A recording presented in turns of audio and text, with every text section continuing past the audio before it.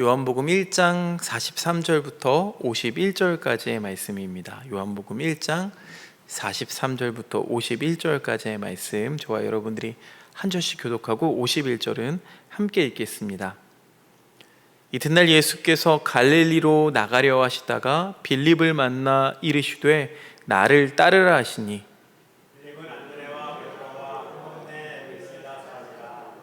빌립이 나다나엘을 찾아 이르되 모세가 율법에 기록하였고 여러 선지자가 기록한 그 일을 우리가 만났으니 요셉의 아들 나사렛 예수니라.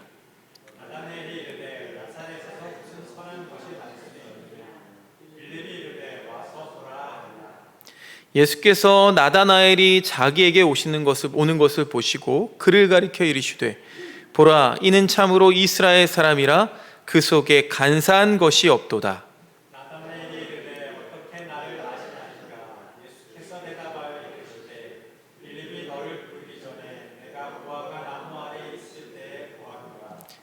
나다나엘이 대답하되 랍비여, 당신은 하나님의 아들이시요 당신은 이스라엘의 임금이로소이다.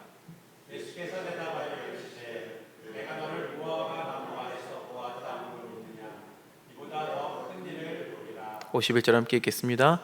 또 이르시되 진실로 진실로 너희에게 이르노니 하늘이 열리고 하나님의 사자들이 인자 위에 오르락 내리락 하는 것을 보리라 하시니라. 아멘. 하나님께 기도하는 시간, 일주일의 중간 이 시간에 나와서 하나님을 찾는 여러분에게 하나님의 은혜와 평강이 함께 하시기를 빕니다. 지난 주일부터 주현절이 시작되었습니다. 주현절을 상징하는 이미지는 빛입니다. 빛. 빛의 존재를 가장 잘 드러내는 곳은 아이러니하게도 어둠이죠. 작은 한 줌의 빛이라도 어둠이 짙어지면 짙어질수록 더 찬란히 빛나 보이는 법입니다. 그러니 얼마나 빛이 크냐, 그 크기를 따질 것이 아니라 빛만 있다면 우리는 두려워할 필요가 없습니다. 문제는 이 빛은 찾아내는 것이 아니라 찾아오는 점이라는 거죠. 아무리 우리가 찾으려고 빛을 들춰내려고 해도 우리 안에는 이 빛이 없기 때문입니다. 사사시대의 끝자락을 지나던 때에 처해 있던 상황이 바로 이와 같았습니다. 칠흑 같은 어둠이 있는 상태. 사사기 17장 6절 말씀, 우리가 익히 아는 말씀입니다. 다시 한번 읽어보겠습니다. 시작.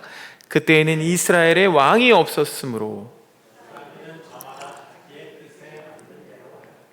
자기의 뜻에 맞는 대로 하였다. 여러분, 사람들이 자기 뜻대로 하였다라는 말을 흘려 들으면은요, 자아를 실현했다라는 뜻처럼 여겨질 수도 있습니다. 그런데 그게 아니죠.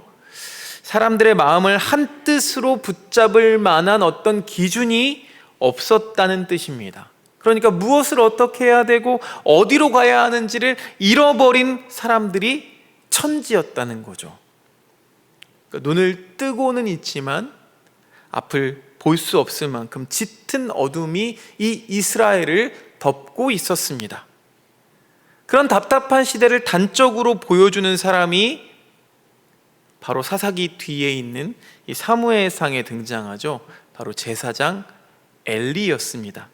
엘리가 잠자리에 누워있을 때를 설명하면서 사무엘서 기자는 이런 말을 덧붙입니다. 사무엘상 3장 2절 말씀인데요, 함께 읽어볼까요? 어느 날 밤 엘리가 잠자리에 누워있을 때였다. 그는 이미 눈이 어두워져서 잘 볼 수가 없었다. 여러분, 제사장이라는 직분은 어떤 직분입니까? 길을 잃어버린 백성들이 있다면 그 백성들이 하나님께로 나아가는 것을 잘 볼 수 있도록 돕는 사람이어야 합니다. 그러려면 먼저 자신이 하나님께로 나아가는 길을 잘 볼 수 있어야 하는데 엘리는 볼 수 없을 만큼 눈이 어두웠다고 합니다. 그러니 다른 사람들은 말할 것도 없겠죠. 사무엘상 3장 서두를 보면 그 시대가 얼마나 절망적인 상황인지를 잘 보여줍니다. 3장 1절 말씀인데요, 같이 읽어보겠습니다. 시작. 어린 사무엘이 엘리 곁에서 주님을 섬기고 있을 때이다.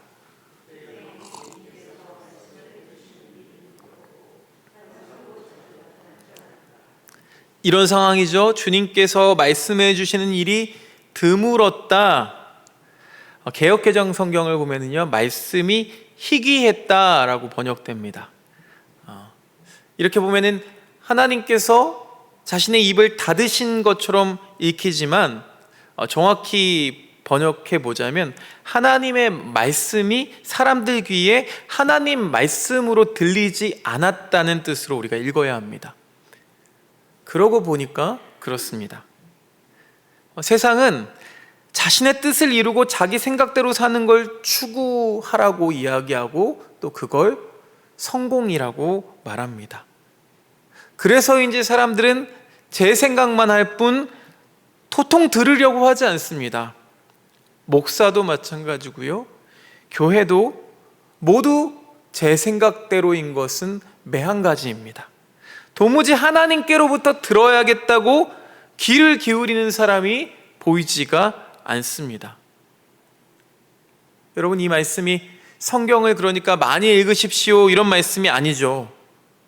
말씀을 듣는다는 것을 단순히 성경을 읽는 차원이라면 여러분, 엘리의 두 아들도, 못된 그 두 아들도 성경을 읽었습니다. 제사장직을 물려받아야 했으니까 그들도 말씀은 읽었다는 거죠. 여러분, 엘리 역시 마찬가지죠. 제사장이니까 얼마나 많은 말씀을 읽었겠습니까? 말씀은 많이 읽었는데 하나님께로부터 듣는 마음이 사라져 버린 겁니다. 성경을 가까이 하고는 있지만 그 말씀이 하나님 말씀으로 들리지 않았던 탓입니다. 이렇게 빛을 잃고 어둠에 사로잡히면 누구라도 별 수가 없습니다. 연말을 지나고 연초, 그리고 곧 저희들에게 라오스 비전 트립이 앞에 있잖아요. 분주한 마음이다 보니까 말씀을 준비하고 말씀을 읽는데도 말씀이 하나님 말씀으로 느껴지지가 않는 거예요.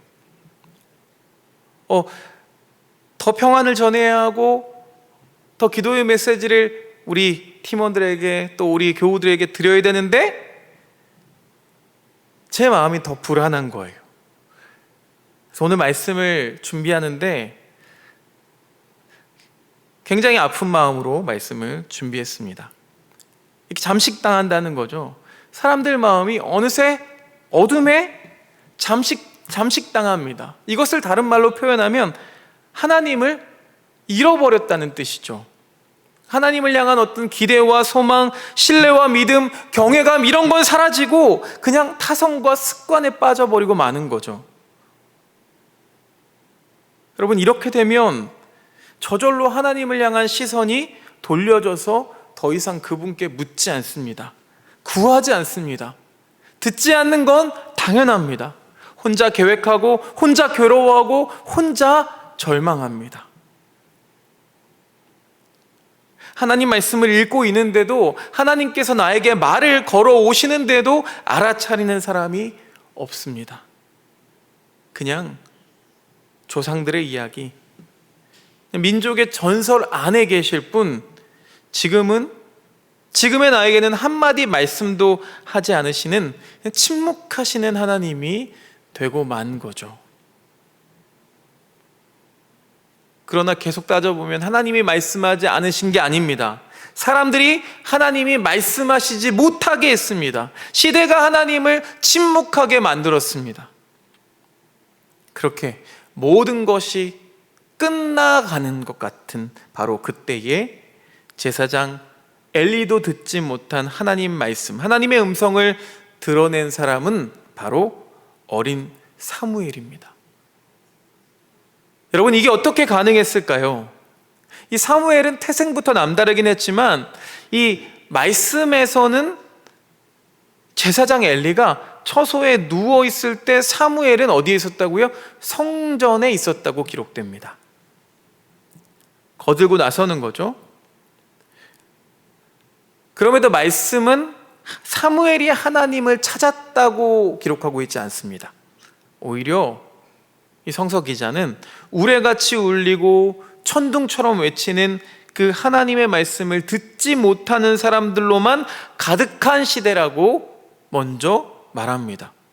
사람들이 얼마나 하나님 말씀을 들으려고 하지 않았으면 이 어린 사무엘에게까지 말씀하시기 위해서 찾아오셨을까요?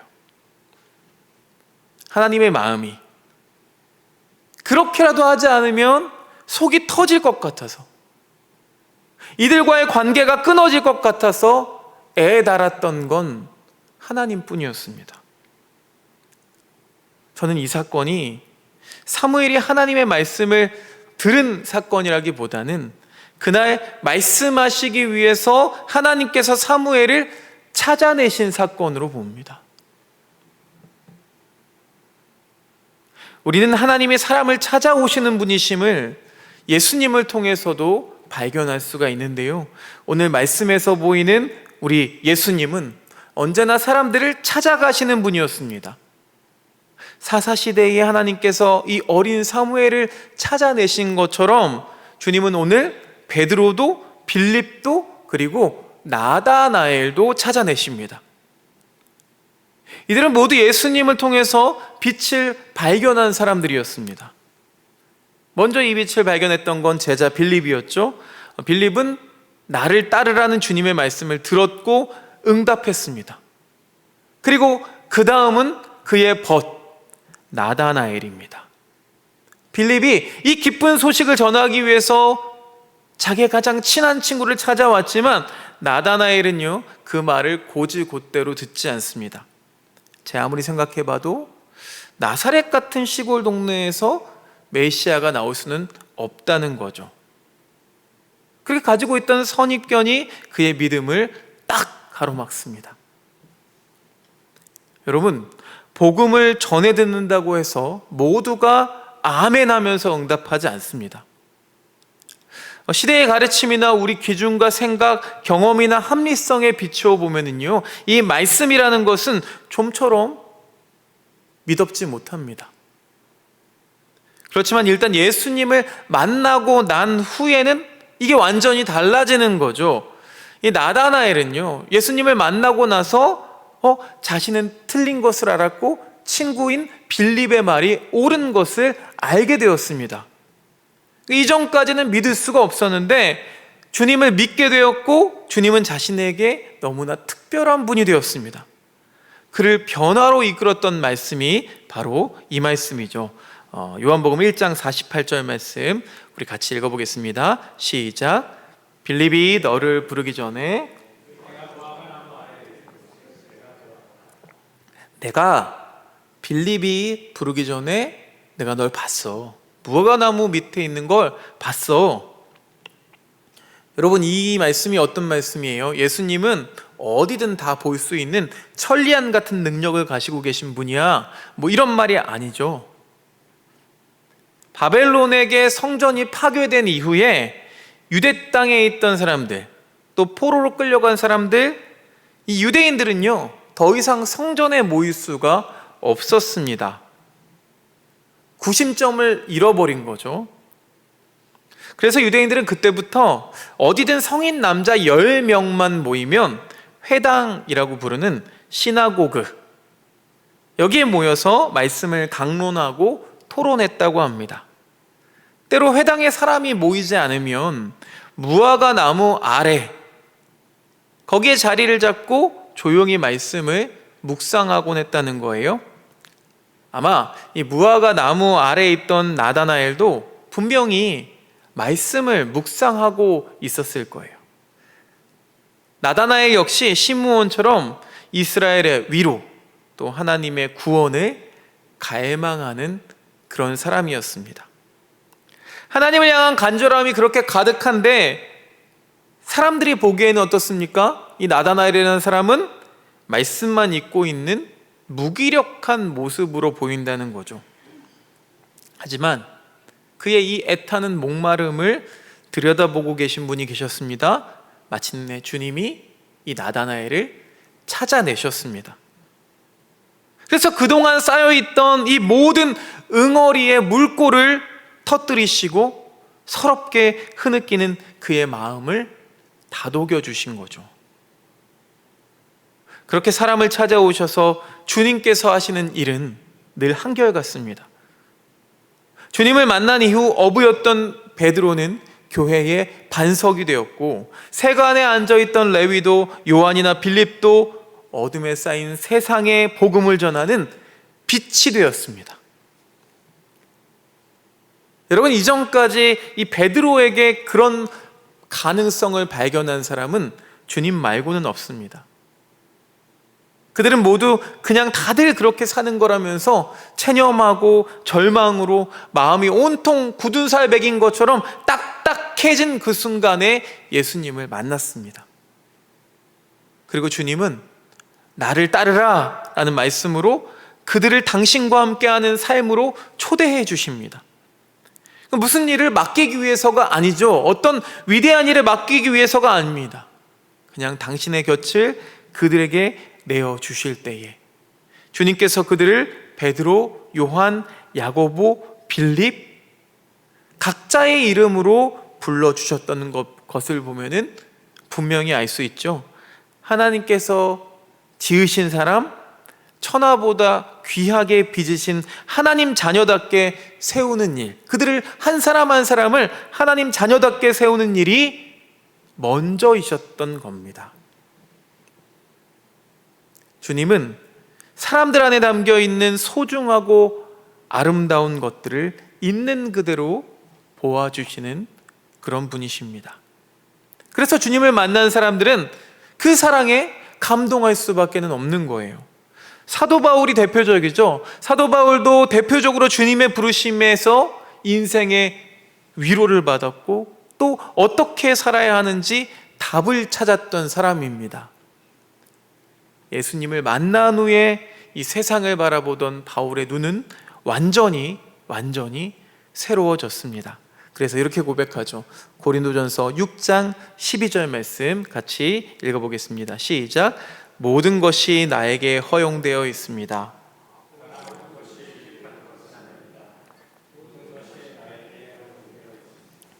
모든 것이 나에게 허용되어 있습니다. 앞에 모든 것이 나에게 허용되어 있습니다랑 뒤에 모든 것이 나에게 허용되어 있습니다. 같은 말인 것 같은데요. 이 문장이 완전히 달라지는 거죠. 그동안은 자기 자신이 어떤 무엇을 해내야 되고 이루어야만 하는 어떤 도구처럼 자신을 생각해 왔습니다. 심지어 하나님 앞에도 가서 내가 이만큼 업적을 쌓았고 내가 저만큼 인정받아야 사람 대접 받을 수 있는 것처럼 그렇게 살아왔습니다.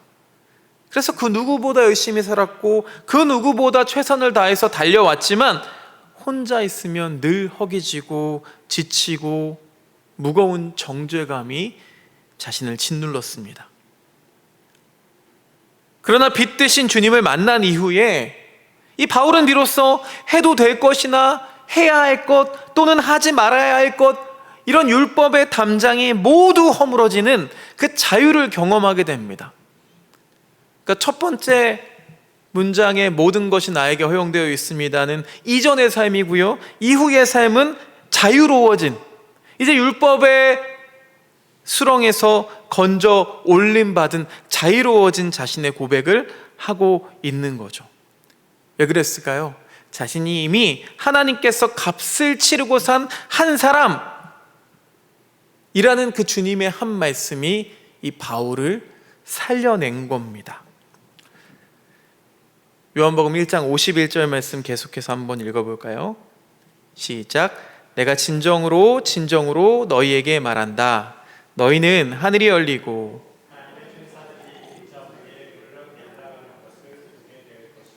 아멘. 오늘 주님의 말씀은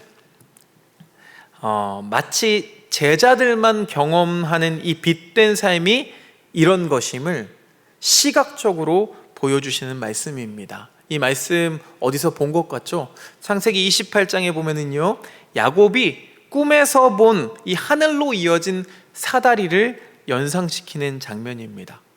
또 언제 비슷한 장면이 나올까요? 주님께서 세례를 받으시던 장면에도 이런 비슷한 장면이 목격됩니다. 여러분, 이것이야말로 하늘이 열리고 하나님과 소통하는 삶, 하나님의 자녀로 살아가는 삶입니다. 하나님의 영광의 빛을 마주하는 자녀된 삶이 바로 이것과 같습니다. 사랑하는 여러분, 주님은 언제나 먼저 사람을 찾아오시는 분이십니다. 그분이 만나는 사람들 중에는 왕이나 제사장, 귀족들도 있지만 그런 사람만 찾으시는 건 아니죠. 목동이나 기생, 이방 여인뿐만 아니라 첩의 자식들이나 가족들에 의해 인신매매로 팔려간 그런 사람들, 심지어 살인자들도 만나 주십니다. 그러니 하나님은 사람을 가르지 않고 누구든 찾아가시는 분이 틀림없습니다. 그렇다면 누구라도 주님을 만날 수 있어야 합니다. 그렇다고 해서 주님과의 만남이 누구에게나 이런 경험과 사건으로 이어지는 건 아니라는 거죠. 주님을 주님으로 보지 않고 그분의 말씀을 듣지 못해서 그냥 지나쳐 버리는 사람들이 허다합니다. 오히려 그분 말씀 때문에 실족하고 떠나간 사람들도 있습니다. 주님은 우리에게 풍성한 생명을 누리게 해주기 위해서 오셨다라고 말씀하셨습니다. 그렇다면 여러분, 우리는 지금 그 풍성한 생명을 누리고 있나요? 오히려 실제로는 날마다 생명을 위협받으면서 살아가고 있습니다. 삶을 둘러싸고 있는 모든 것들이 하나님이 주신 이 생명을 파괴하고 갉아먹는 거죠. 그렇게 지내다 보니까 삶의 기쁨은 메말라 버렸고 무엇을 위해서 살아가야 되는지 의미조차 잃어버렸습니다. 어떤 분들은 교회에 나갈 여유도 없을 만큼 무기력하고 또 이유 없이 바쁘기만 합니다. 성경을 읽고 묵상을 하고 질문할 여유, 이런 여유도 잃어버렸습니다. 왜 그런가요? 당장 눈앞에 답이 필요하기 때문이죠. 손에 잡히는 어떤 결실이 필요하기 때문에 이 강요와 구속에서 벗어난 하나님의 자녀로서 누릴 수 있는 어떤 느긋함과 여유와 품위는 찾아볼 수가 없습니다. 이스라엘의 역사에서 가장 어둡던 시대 중 하나로 꼽히는 시대가 바로 이 사사 시대였습니다. 하지만 그곳에서도 희망은 발견됩니다. 말씀을 듣는 한 사람이 있었기 때문이죠. 민족이 나갈 길을 밝혀주어야 할 어떤 종교 지도자들조차도 타락해버린, 로마 제국의 폭정 밑에 신음하던 그곳에서도 희망은 있었습니다. 하늘의 위로 하나님의 구원의 말씀을 듣고자 하는 이들이 있었기 때문입니다.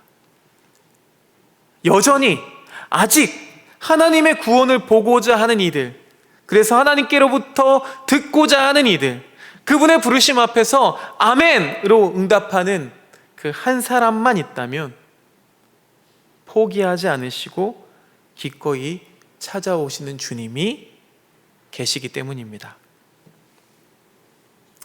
사랑하는 여러분, 어둠에 짓눌린 이 시대를 가로질러 언제라도 그런 한 사람을 찾아내시기 위해 빛으로 오시는 주님, 그 주님이 오늘 우리와 함께 하십니다. 그렇다면 우리는 그 주님께로부터 오는 그 한 말씀, 그 말씀을 듣고자 하는 마음만 있으면 됩니다. 그 마음을 듣고 하나님의 말씀을 듣고 돌아가는 저와 여러분들 되시기를 주님의 이름으로 축원드립니다.